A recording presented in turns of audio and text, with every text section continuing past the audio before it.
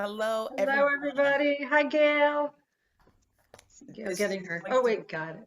it's going to be a Yay. great session. A touch of jazz. How many of you have done any kind of jazz, added any kind of jazz to your playing before? No, no. Yeah, Debbie has. Miranda, you've experimented some. Nancy has, haven't you? With Yeah, I yeah. can't believe if she didn't raise her hand up. I'll be like, really? I can't believe it. And just so everybody knows, we'll probably say this a couple times, but definitely today can be hands-on for some of us. Due to my little puppy, it will not be for me. I'll be playing my left hand, but yes, we had a little pulling institute, not broken, just sprained. Oh gosh. Oh Oh dear. gosh. That's right, Evelyn. So get your heart out. I see you kind of sort of here. It's really just great. Cindy, I don't even know how it is that I met Cindy Horstman, but I know I did. And Yeah. she's been to my school, you guys. She's come to Jersey. She's out of Texas, and she's come to Jersey, and she has worked with my students. And it was just such a fun day. I think even Brandy showed up that day because anytime people hear Cindy's in town, as quiet as it kept, we all want to come around her because what she does with her music and her arrangements is just really amazing good stuff. And It's accessible. I met Cindy over the years. We've had some communication, but I basically met her through Robin when we had our all day hang, and Cindy put together the video. I don't know if some of you were part of that, but we did her wonderful arrangement, and then she put it together, and she was just so wonderful to work with. She was so on the ball this time when we asked her and we're sending her notes. She would send me things kind of, oh, I'm supposed to ask her that. She was always a step ahead of me. So that was like, hey, Evelyn, how are you? I see Evelyn there. Nice to see you. Oh, And it's we good to sort of see see her everybody. heart. It's like hiding. Yes, there we go. There we go. Oh, Very good. And the handout was up, and there's a link for it if anybody wants to click on it or print it out. I don't know if you're able to do double screens, but if and you're of on course, it, yes, and of course, Katie just put it up on the screen. I So say stuff it's also, sometimes just to watch her pop it in there. It's so exciting. she's also one step. I guess being one step ahead of me is not much of a challenge. That's what Oh In no. the Facebook group, it's in the description of the video. that's true, right? So I think one of the things that Robin and I were talking about earlier before we got together today, you talk a little bit about this little pregame show, not quite as exciting, of course, as the Super Bowl pregame show, but Hey. is that often, often for classically trained or what I call paper trained harpists, the thought of jazz or even the word jazz just strikes fear in your heart. Like I could never do that because I don't have any background in the theory and I do not know the scales and all that. And that's exactly why today we're talking about a touch of jazz. You don't need to know all of that to just put a few little fun things. I mean, so many of us in our gig rep, which we haven't had, I don't know about you, but I'm just starting to get gigs, the same rep you've been playing for a while.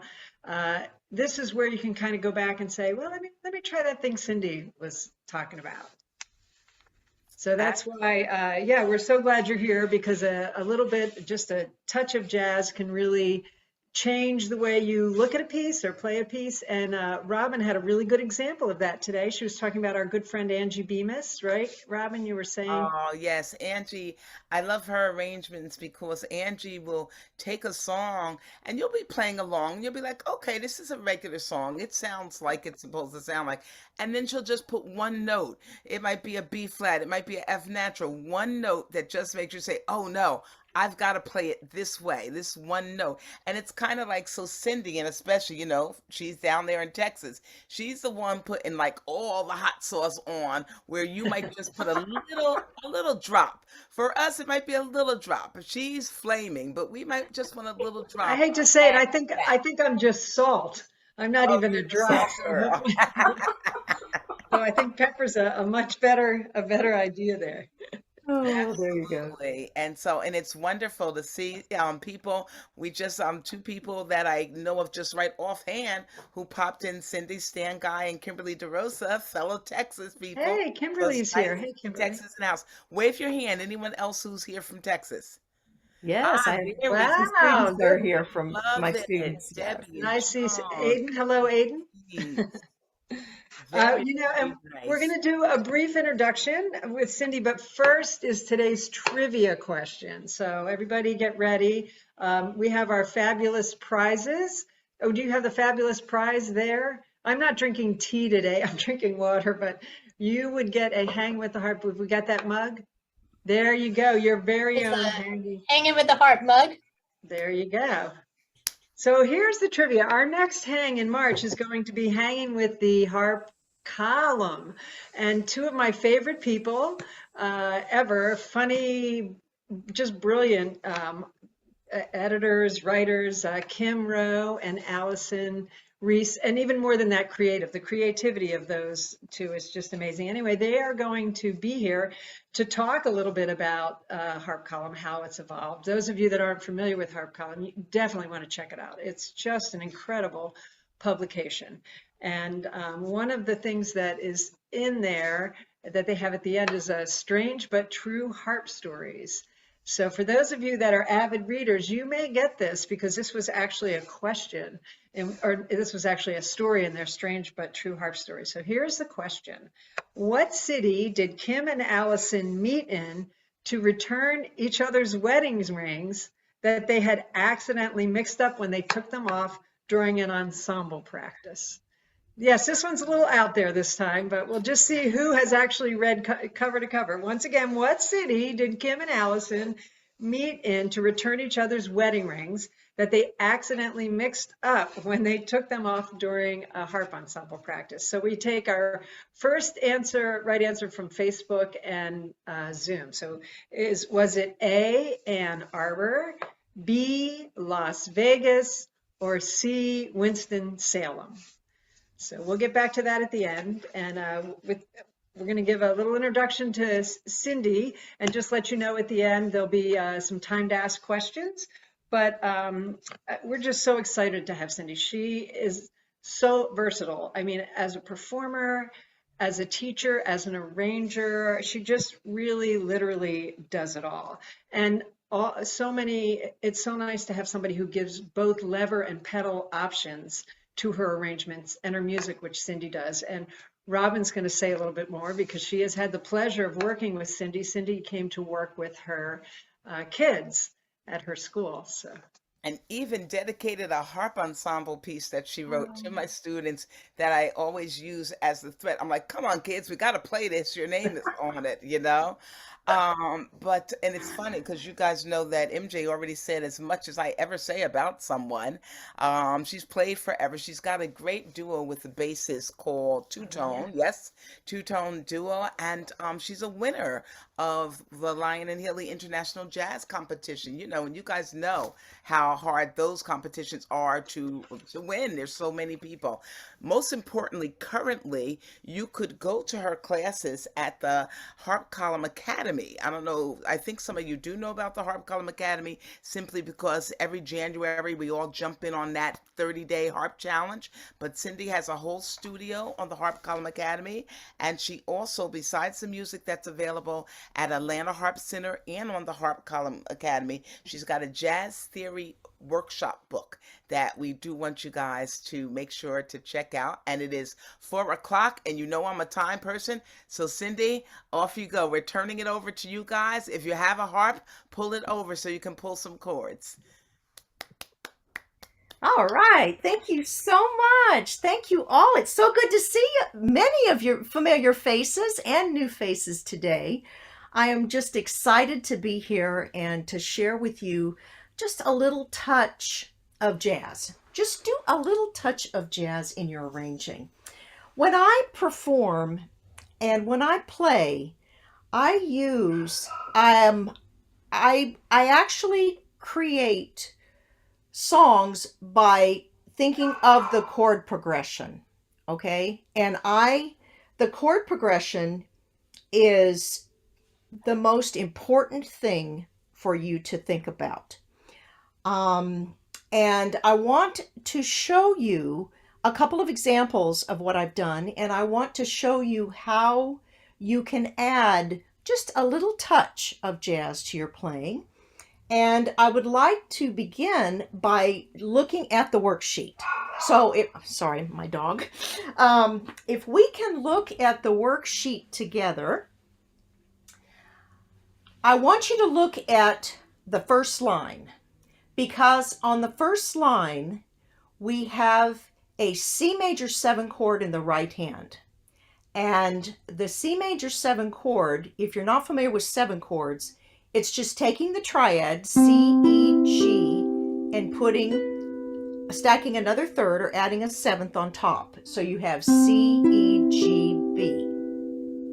So if you've got your harp, everybody pull your harp back and play that chord. And play the low C on the bottom in your left hand. Okay? Well, whenever you have a C chord in your arrangements, you can always add a 7th to it, or just choose to add it every once in a while. But to me, what makes it even more interesting is let's take that B that's on top, C, E, G, B, take the B and move it down an octave. So you now have the second chord on the worksheet. That sounds so interesting because you have, on the bottom of the chord, you have what's called dissonance, a minor second, or in jazz they call it a rub. So can we all play that chord? And left hand, you have C in the bass.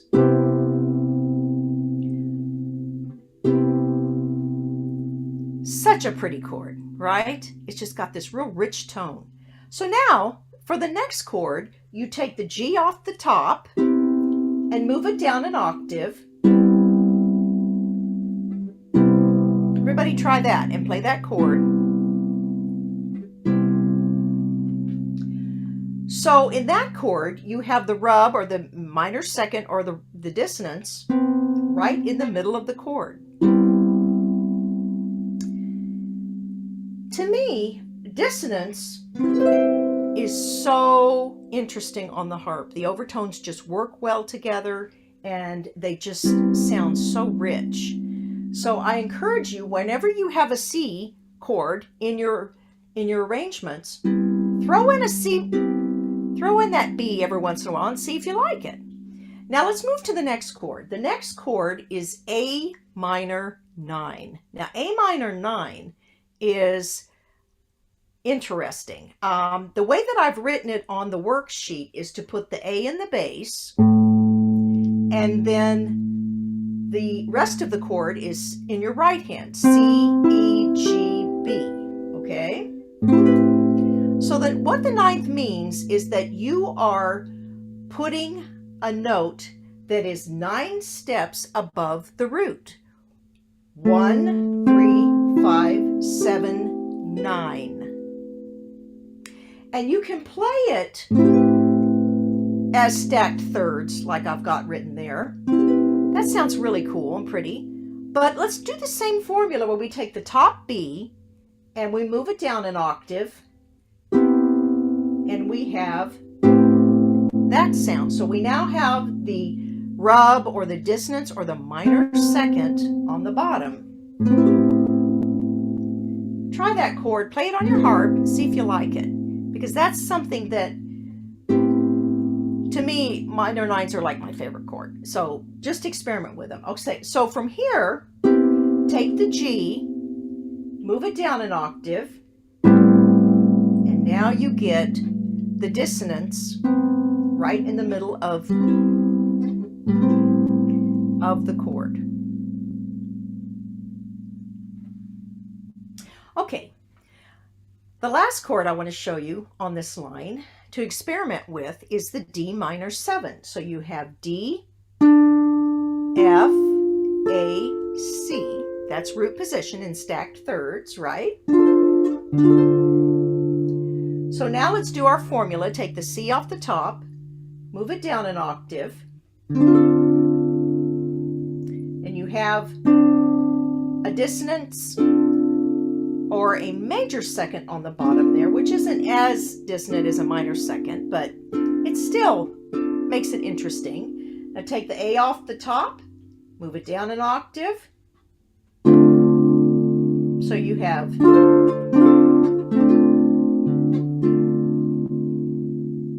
as opposed to just for example, the D minor chord. Throwing that C in there just gives it a whole nother flavor. And I really encourage you to go through and experiment with your arrangements, one that you've known forever and you're really ready to do something different with it, and throw in some 7 chords in whatever inversion you choose and see what happens. I think you'll be pleasantly surprised.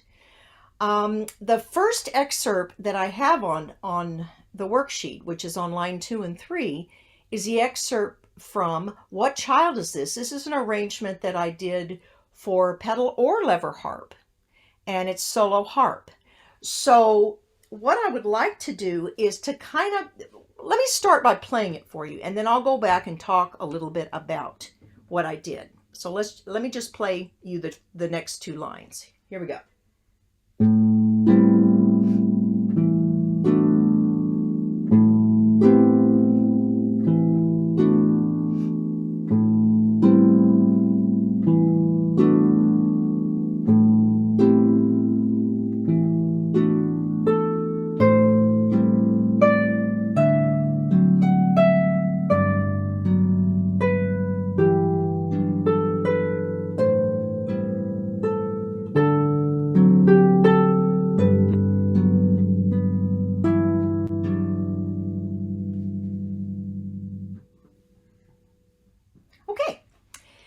So let's just examine our right hand. And if you're at your harp and you have the sheet, I want you to play the chords with me and we'll examine each one measure by measure. So the first measure, which is numbered measure 10 there, is we have an A minor 9. So if you look at the chart above, you can see that it's one of the A minor 9s that we used and talked about earlier. Okay, the next measure is a little different. It has what's called a slash chord. So you see it says B minor 7 / E. What that means is that the chord on the left of the slash is the actual chord that your right hand is playing, and then the letter on the right side of the slash is the note in the bass. This is kind of a special chord because to me, it's writing it B minor / E is the easiest way for me to remember what it is. Now, there are other ways to write it, but this works for me and it's the easiest one. So that's why I wrote it this way. So we've taken the, play me a B minor 7 chord in root position. So it's going to be B, D, F sharp, A, right? That's B minor 7 in root position. Let's do that again. B, D, F sharp, A. Now take the A and move it down an octave and you get A, B, D, F sharp, and that's what I've written there. So so you can see that it's still a B minor 7 chord. It's just in an inversion, and we won't get technical about that. Just know that it's in an inversion. All right. The next chord again is an A minor 9, and it is one of the chords that we explored on the first line. It's one of the inversions of A minor 9, and then the next measure, you go back to the B minor 7. So you can see the pattern on this line. You have an A minor 9, then you have E in the bass, B minor 7, then you have A minor 9 again. It's just a different inversion. and then you have B minor 7 with E in the bass, and then back to A minor 9, B minor 7 with E in the bass, A minor 9, back to the B minor 7 with E in the bass. So you can see the pattern of your right hand just goes up and down by one string.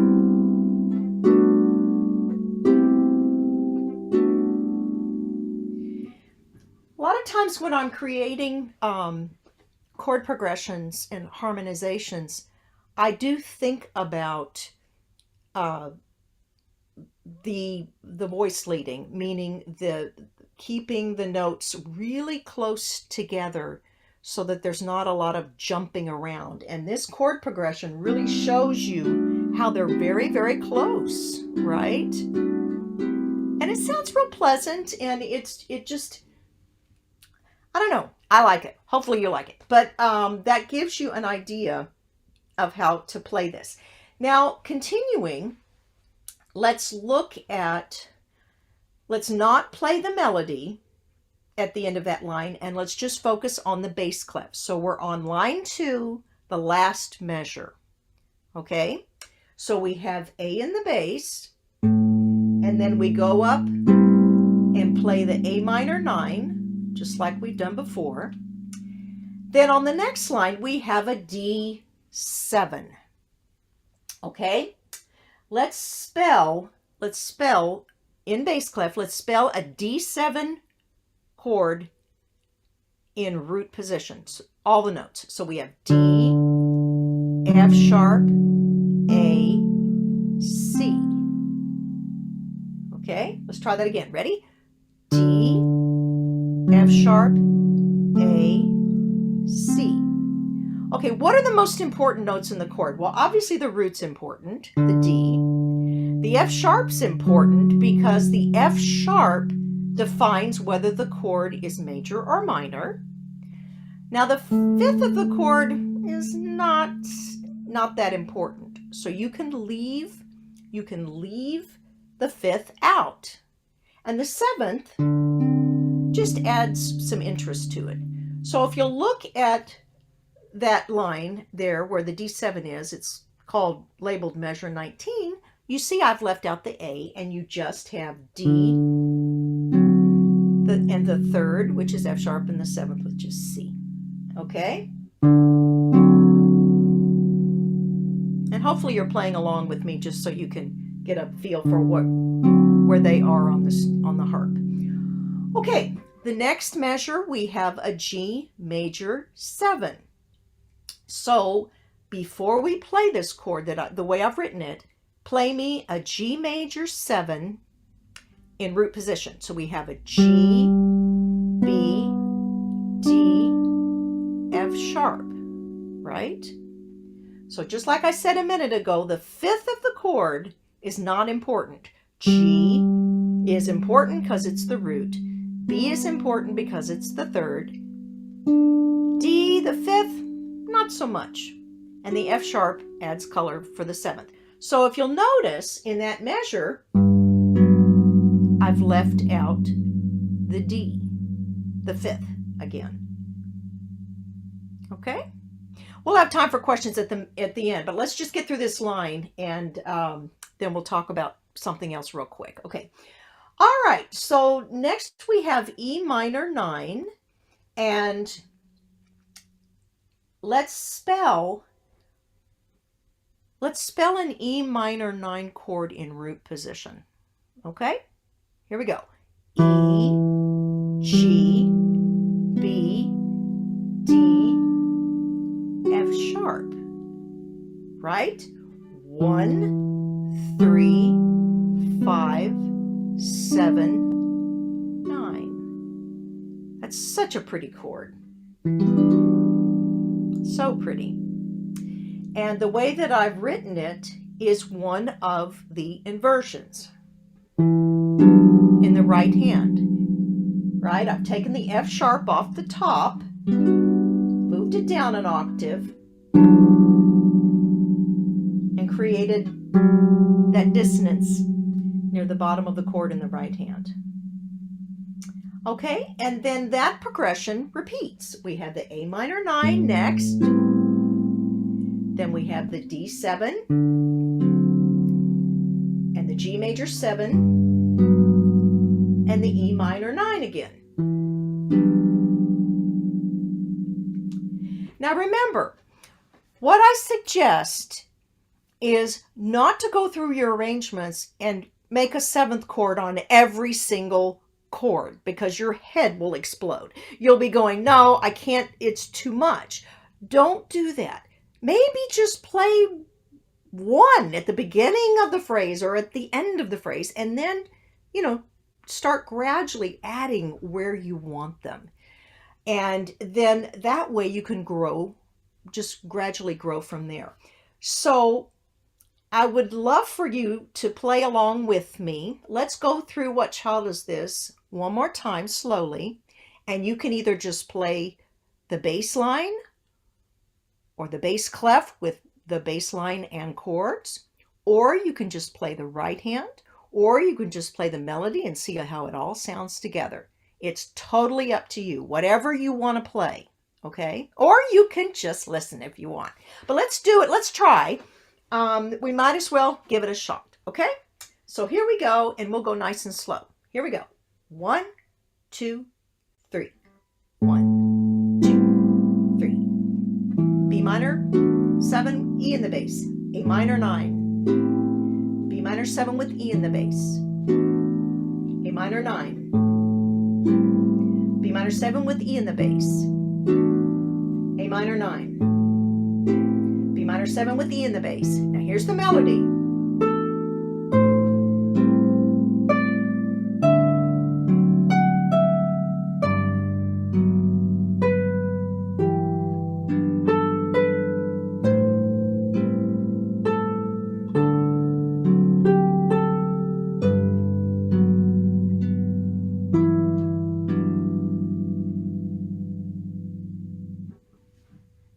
How'd you do? Hopefully you did well. Thank you, Robin. Hopefully you've got it. And I encourage you to play through this and just experiment with it. And if you have an A minor chord in some of your pieces, throw in some of these A minor 9s or the C major 7. Okay? All right. Now, I know that we won't have time to go through everything today, but I did want to touch on The Water is Wide, just to kind of show you some other options. And like Robin said, these arrangements are available on Atlanta Harp Center, on Harp Call of Music, on my website, just cindyhorstman.com, etc. So they are out there, but I do encourage you to try these in your own pieces. Now, another way that you can kind of make something sound unique or different or even jazzy is to leave some things out that are really important. If you'll notice, the next excerpt is from The Water is Wide. And hopefully some of you are familiar with The Water is Wide. And let me play a little bit of it for you, and then we're going to talk about it. So here we go.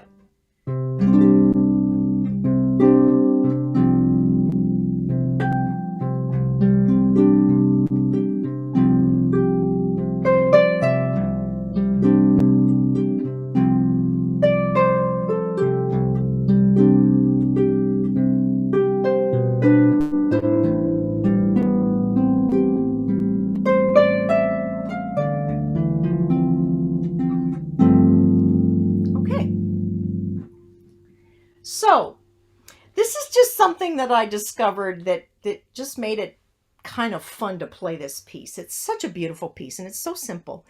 But if you know the melody starts out, right? And we are in the key of C major.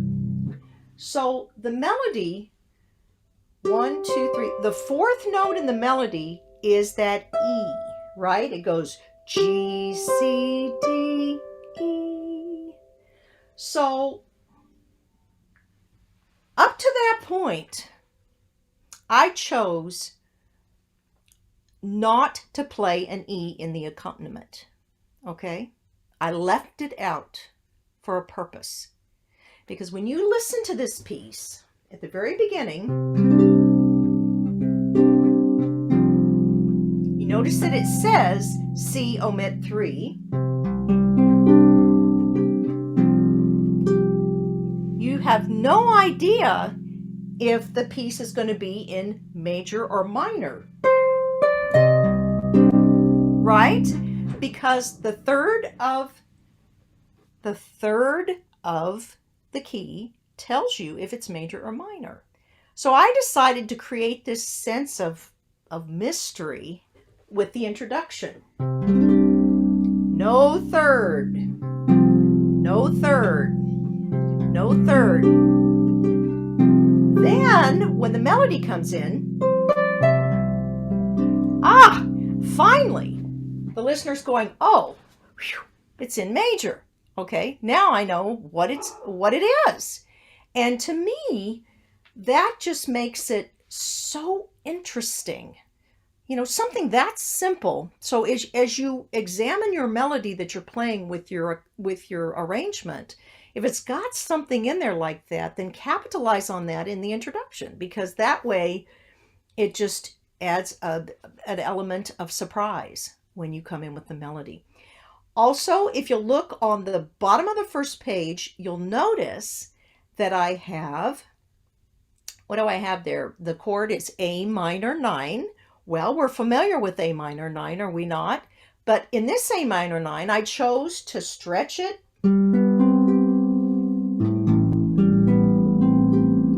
I chose to stretch out the notes instead of playing it together, which again, it's the same chord tones, but it just gives it a whole nother flavor, right? A whole nother flavor.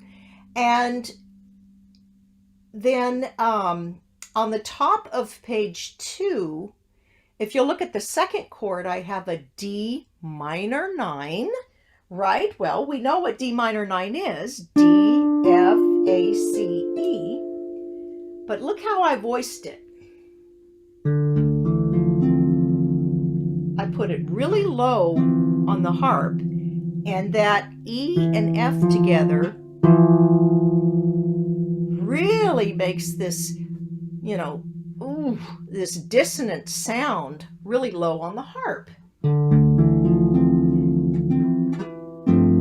And then I resolved it in the next measure. Okay? I hope that you understand, but what I'm doing is I'm just taking the chord tones, whatever they are, and I'm putting them in all kinds of weird places, okay? And if you start experimenting with things like that, then you'll find things like, ooh, I love that, as opposed to, I mean, that's pretty too, but this has really a sense of drama to it, right?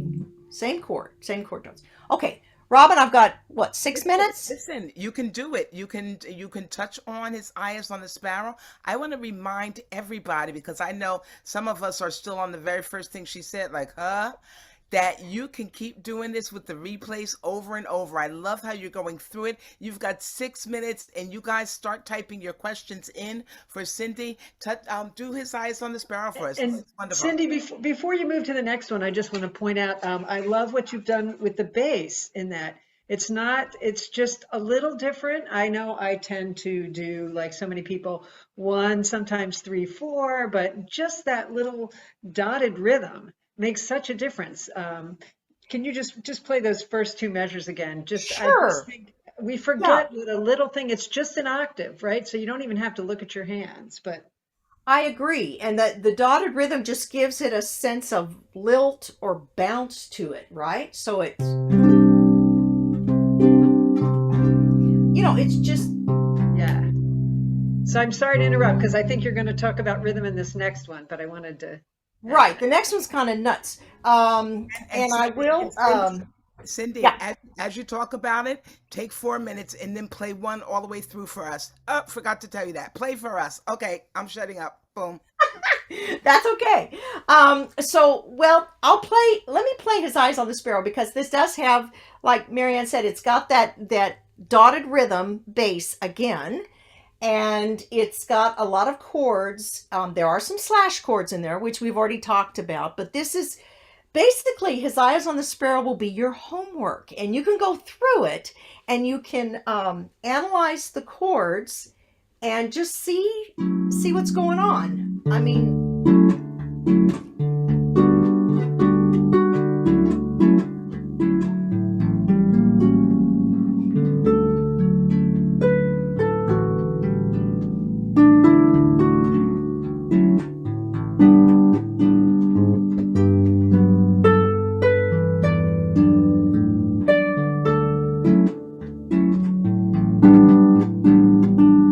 so it's I chose to create kind of a Latin upbeat feel to this. Most of the time, this His Eyes on the Sparrow is a very ballad, soft, slow, beautiful ballad. But I wanted to change it up a little bit. And if you'll notice at the beginning, I actually, this time around, I played the D major 9 in root position. Wow! After all that preaching a minute ago, guess what? I did it. And guess what? The next one, I did the same thing. The G major 7 is in root position. And then I go back. And then I add an E13. And that's your homework. We won't even have time for that one. But look at it and analyze and see if you can figure that one out. And I do want to mention, if you've got the paper in front of you, I want to apologize for a couple of if you've got a pencil real quick, in measure 49, I've got the B natural in the wrong spot. I love Sibelius. It messed it up for me. But anyway, where the melody goes in that first measure, line 2 of His Eyes on the Sparrow, right? You need the B natural right underneath that melody note, because it actually occurred in the next measure. Oops, sorry about that. So that's it is what it is. But this one is it's got some harmonic elements that are a little more advanced, but it's nothing that you can't do. And sometimes it's almost fun to have to sit down and analyze stuff, because once you do that, you know the why, and you understand what's going on. Now I have 1 minute. I want us to look at the last measure in His Eyes on the Sparrow on the page. Okay, this chord is like, if you get nothing else from this, I want you to look at this chord. It's a G chord with A in the bass. That serves as a 5 chord, or the dominant, and it's like one of the coolest dominant chords you can use, and you can use it anywhere. Okay, we're in the key of D major, so the 5 chord is an A, right? D, E, F, G, A. But if you put a G over it, G triad over it, it sounds awesome. So this is another takeaway that I just had to point that out. Okay, because it's important. Okay, anyway, let's do the questions. Okay, so this was great. And while we wait for questions to come in, would you play for us, Cindy? I think they're not asking questions because they want to hear you play. Oh. And I don't blame them. We want to hear you play. And I do want to say, everybody, really give this a go. Yes, we do. Some of us kind of laugh when Cindy says how analyzing is fun and we really want to know what's with the piece. Some of us laugh because some of us don't at all. But I will tell you that her music is written so clearly that I can play her music and people really think that I'm jazzy. I'm not. I'm playing what she wrote. So you can go that route too. So play us something, Cindy. Okay, let's see. I'll play you, I know what I'll play. I'll play something fun.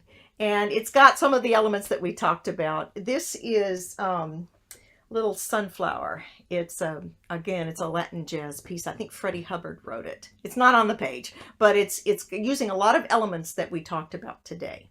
Okay, So here we go.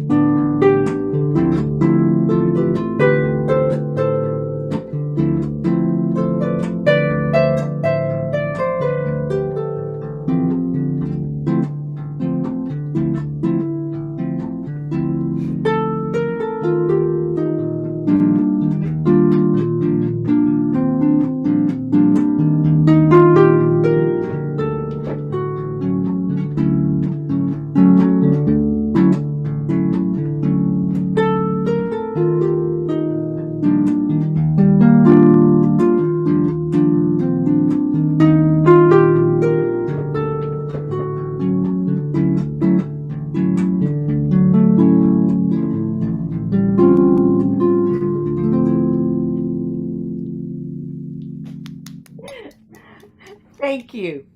Now, Sing good. just so you know, as I'm playing through this, this is what goes through my mind. D minor 9, G over D, D minor 9, okay? D minor 9, G over D. And then when you get to the next section, I'm thinking E flat, major 9, D major 9. Then you go back to E flat major 9.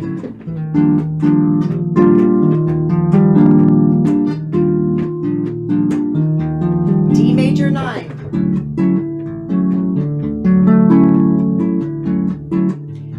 Then I end with a sharp 9, but we won't get into that right now. But anyway, so that's how my process works. And I really encourage you, start simple, but definitely start thinking theoretically. Think chord progressions, and then you'll be able to toss in some of those really cool chords every once in a while. I challenge you, try it one chord a week in a song, okay?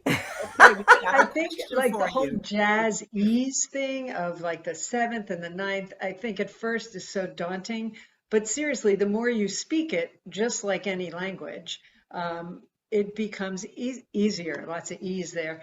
And I know for me, the whole concept of the ninth got a lot simpler when I started to think, oh, it's the one next to the root, which it's stretched out obviously, but just little things like that. And whereas in the Right. beginning, nine just seemed so far away, but when I started to think of it more like that, it made a difference.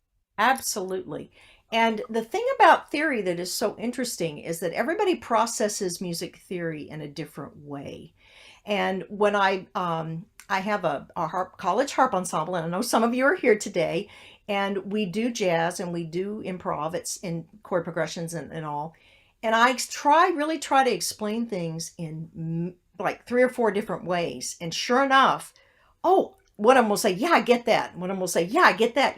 So it's really, you have to find what works for you. Okay, great. We've got some Exactly. questions. Somebody Okay. says, I'm often confused by the different notations used to refer to the same chord on a lead sheet. Can you recommend a good reference to help me crosswalk between the different styles of notation? Yeah, that's a good question, and that's a good point, because yes, in a lot of jazz books, uh, they do write the same chord in many different ways on lead sheets. And there are plenty of books out there that are that talk about this. I mean, there are so many. I think one of my favorite authors and dear friend of mine is Dan Hurley from University of North Texas, and he wrote a lot of really good theory books. And he's got some beginning theory books, and his last name is Herle, Dan Hurley. Jamie Abersol has some books out as well.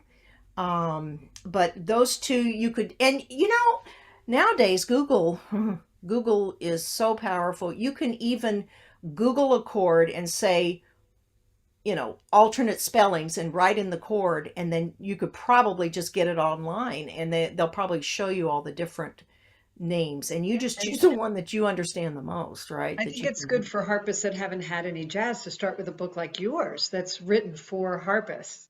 I think that That's makes true. it a lot easier for us. Our instrument is very different and unique. That's So true. to have that initial, sounds like she was maybe past that, but to have that initial learning process come from a harpist, I just Absolutely. think makes everything easier.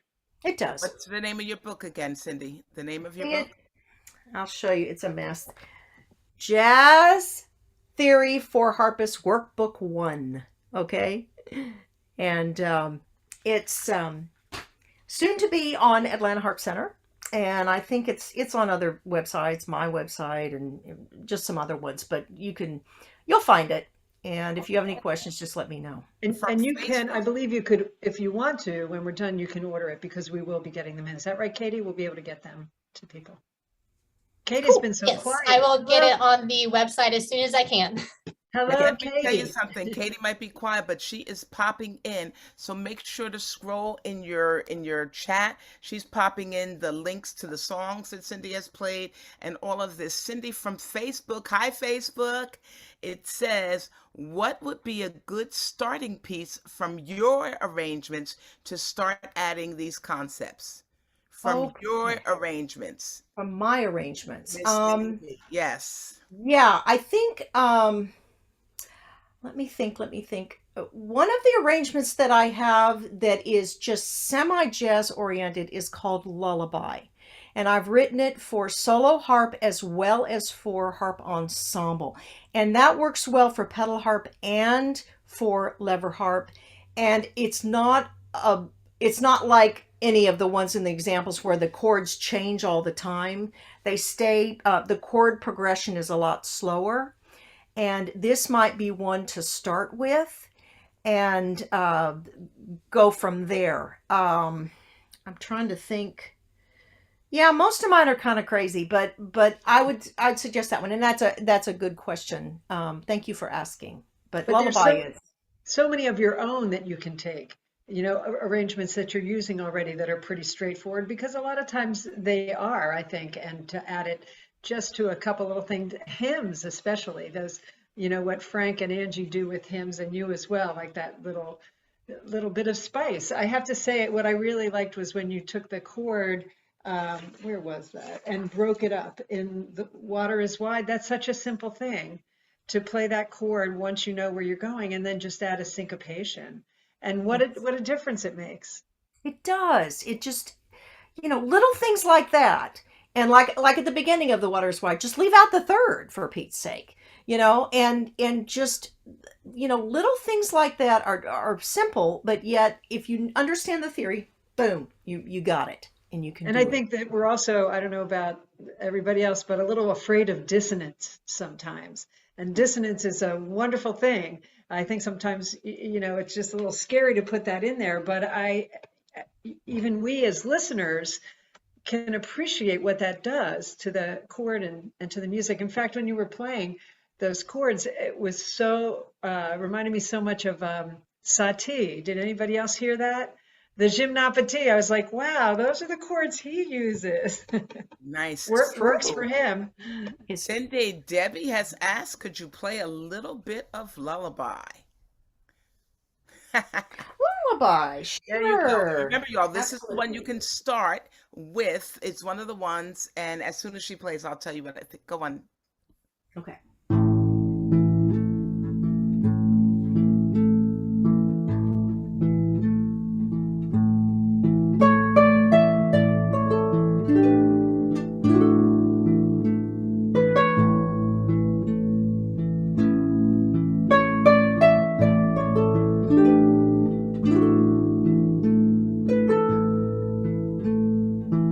Etc. So what I did in that was I I just added the ninth or the second, like Mary Jane said. Just I added the second on some of those, and I used alternate chords over that lullaby feel, this over and over again, and it makes it easier for you because the left hand is kind of constant throughout. So I'd give that a try.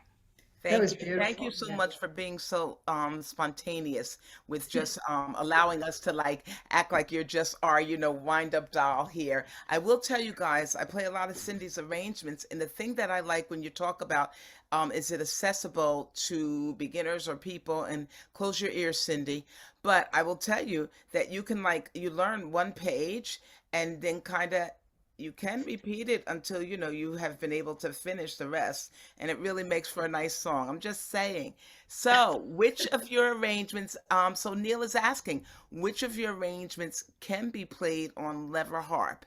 And that's a really good question, and here I go again. The piece we talked about earlier today that I told you I play of yours on lever harp, and I said to you it starts with an A. Angelica. Angelica, and I play Angelica. But as you mentioned that comment, I'm going to tell you guys because there's one piece of Angie said I play on the lever harp that I move the lever from, yeah, it must be Yep, Angelica. So what I do, oh, Cindy, can I say this? I my harp is tuned in E flat major. So in the third measure, instead of playing D flat, I play C sharp. But see, a C natural comes right after the C sharp. But guess what? When you play C sharp and then you just slide the lever down, it rings the C natural. And not only do you get all the harmony in, you look really cool doing it. So I love it. I just love that. Oh my gosh. It's so cool to hear, you at lever harp arrangement, creating the lever harp arrangements from my pieces. I mean, I thank you. Thanks for doing that. Yeah. And sharing that for sure. So I in have a the question, chat, but somebody I said feel like what I'm child? hogging. So does anybody else have a question In for the Cindy? chat, somebody said what child is very possible on lever, so they must play it. So what child is this? Works on lever also. Very good. Yes. Go on, MJ. That's all in the chat. So So I'm just wondering about your creative process because I was listening when you were playing What Child Is This? And that second chord, do you just like fool around and say, oh, that sounds so good? It's so different. Of course, we're expecting the dominant, right? And you've got the dominant in the bass, but to come up with that chord on top, how, I mean, I know this is a long No, question, no, but no. basically your creative process for that, do you just kind of fool around sometimes or do you hear it Well, in your head? I really base a lot of my arranging on voice leading, like I touched on today, because Ah, in the beginning of that, I had to find a chord that goes mhm. between the A minor 9 and the A minor 9. Well, the most logical thing to do is walk it down, right? And so that's kind of how I did it. Now, another way to label. All right, I'll just say it. The B minor 7 slash E chord is actually 1, 3, 5, 7, 9, 11. It's an E minor 9, E minor 11 chord, but to me, it's just easier to read if it says B minor 7 over E. I can play that. But to answer your question, basically it's all about voice leading. I wanted something smooth, and what child is this? It's a lullaby, so you want this rocking, Right. right? The rocking, or whoops, this rocking music for the intro to get the lullaby started. So that was my thought process. I You think know, it points again. I think it points again. And everybody, we want to thank you again so much. First of all, thanks to Cindy. Yay, thank yay. you all. Thank you for Want being to here. Thanks for having me. And we need want to to give just our say, answer. We need to find the winners for the trivia before we sign off, that's right. right? Before we sign off, and I was going to say to people to please just remember, and I think this is why MJ, Katie, and I love hanging with the harp so much, or especially why I do. I like how I speak for everybody, right? But because we're trying to encourage you to do the thing that we don't do a lot, which is to play at the harp. to not just sit there and do your lesson, do your etudes, learn your stuff, but just sit and play at the harp. Play around with chords, play around with harmonies. Be like me and play around with harmonies without caring what the name is. And if it sounds good, do it again. I mean, you don't have to know all of these type of things, but just play around and have some fun. And then if you do something that you like, okay, write it down. But just have fun. We're hanging and we're chilling and we're just kind of playing when we want to. Okay, MJ, back to you. Trivia. Okay, so the question was, this was had to do with our next hang, which is going to be hanging with the harp column, and we're going to have our guests Allison Reese and Kim Rowe. As I said, two just the most creative gals in the business. But the question is, what city did Kim and Allison meet in to return each other's wedding rings that they accidentally mixed up when they took them off during a harp ensemble practice? Just love the fact that this happened. And the answer was B, Las Vegas. And I know we had some winners, so I'm not sure who was the first. Katie, who was the first on each? Yeah, so we actually didn't get anybody answering the correct answer on Facebook, but on Zoom, the first person to answer correctly was Sarah Sterling Ansley. So if you could send me your shipping address. Let's give the second one then, since who was the second one that got it correct on Zoom? We'll give away. 1 second, I have to scroll. Let's see. Methel, was that you? You got this? All right, so you stay on too. We're going to give out our 2 mugs, and we want to make sure next time you have them there. I didn't know today only because I'm drinking water, but once again, let's give Cindy just a round of applause. Put a little spice in our practice and our playing, and just fun to hang with everybody. I love seeing all the familiar faces. Yes, it's great to see everyone. Thank you so much for having me. This was a blast. Thank you, Cindy. It was great. And can I do like, oh, there's my phone. Can I just do a little promotion? I just want to tell people to watch me on the 21st. I will be with Melody Folk Harp Studio. Absolutely. Talking about teaching. Teaching. So if you just go to Melody's Folk Harp, but Mary Radspinner is the name of the owner there. Sometimes it's very hard to find her shop for me. So Melody Folk Harp on the 21st at 4:00 Central Time, or there is some time. And and I did put it in the chat, and it came out wrong. If you go there and find events, I'm sorry, you guys.